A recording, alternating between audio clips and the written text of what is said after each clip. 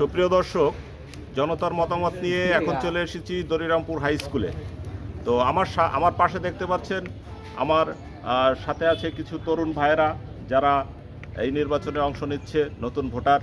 তো চাচ্ছি তাদের মতামত জানতে, জনতার মতামত হিসেবে তাদের কি প্রত্যাশা বর্তমান সরকারের কাছে এবং আগামী নির্বাচন কেমন হবে মনে করছে।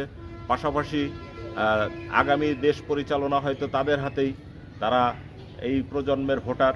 তো এখন তাদের অনুভূতিটা জানবো, নতুন ভোটার হিসাবে তারা দেশ ও জাতির কল্যাণে আগামী সরকারের কাছে কি প্রত্যাশা করছে। ভাইয়ের নামটা বলবেন এবং আপনার মতামতটা জানাবেন। আমার নাম রিয়াজ আহমেদ। দেশ ও জনগণের প্রত্যাশা কি আছে আপনার কাছে, সরকারের কাছে, দেশ ও জনগণের পক্ষে?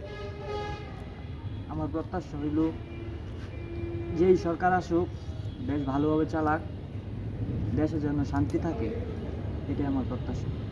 আপনি কি মনে করছেন আগামী 12ই ফেব্রুয়ারি যে নির্বাচন হচ্ছে, এই নির্বাচন সুষ্ঠুভাবে হবে দেশে? হ্যাঁ, অবশ্যই সুস্থভাবে হবে।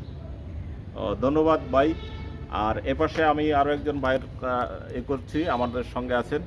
তো ভাই, আপনার নামটা বলবেন এবং আগামী সরকারের কাছে ছাত্রদের কি প্রত্যাশা আছে সেই প্রত্যাশা আপনি তুলে ধরবেন। নামটা বলেন। আমার নাম মোহাম্মদ রনি। তো আমি সরকারের কাছে একটাই দাবি, যাতে নির্বাচনটা সুষ্ঠুভাবে হয়, আর যে সরকার হবে দেশের কল্যাণে কি করতে পারে বা ছাত্রদের কল্যাণে? ছাত্রদের কল্যাণে অবশ্যই ভালোটাই আমরা চাইব, যাতে ছাত্রদের ভালো হয়, শুধু ছাত্রদের না, দেশের জনগণের ভালো হয়। আপনি কি মনে করেন যে ছাত্র রাজনীতি করা ছাত্রদের জন্য উচিত, বা কোন লেভেল থেকে ছাত্র রাজনীতিতে যোগ দেওয়া উচিত, বা ছাত্রদের মূল কাজ তো লেখাপড়া করা, তো ছাত্রদের আসলে রাজনীতির সঙ্গে যুক্ত করা উচিত কিনা, এটা কিভাবে দেখছেন? না, ছাত্রদের অবশ্যই, ওরা স্টুডেন্ট, ওদের কাজ লেখাপড়া করে ভালো একটা জব করবে, নিজের ফ্যামিলির দিকে ফোকাস করবে। তো এটাই ছাত্রদের কাছে, কিন্তু ছাত্রদের রাজনীতিতে যাওয়া কিন্তু প্রশ্নই আসে না। ধন্যবাদ ভাই আপনার মতামতের জন্য। আমার পিছনে একজন ভাই আছেন, ভাইয়ের নামটা বলবেন এবং আপনার মতামতটা জানাবেন যে ছাত্ররা আসলে যে বর্তমান রাজনীতিতে যুক্ত হচ্ছে, এই বিষয়টি কীভাবে দেখছেন? আমার নাম আরিফুল ইসলাম চাঁদ।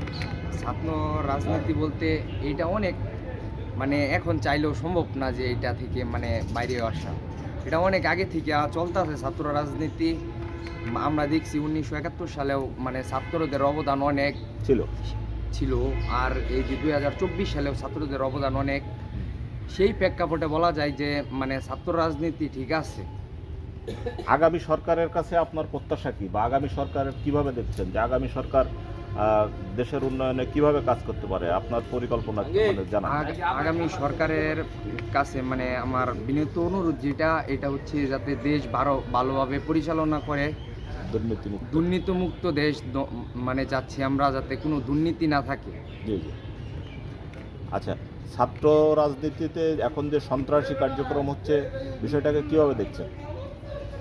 মূলত যারা ছাত্র রাজনীতির বিরুদ্ধে থেকেও সন্ত্রাসী কর্মকাণ্ডে লিপ্ত আছে, তাদেরকে যে রাজনীতি থেকে বহিষ্কার করার, এটা আইনের শাসন, আইনগতভাবে ব্যবস্থা নেওয়া, এটাই প্রত্যাশা করছি।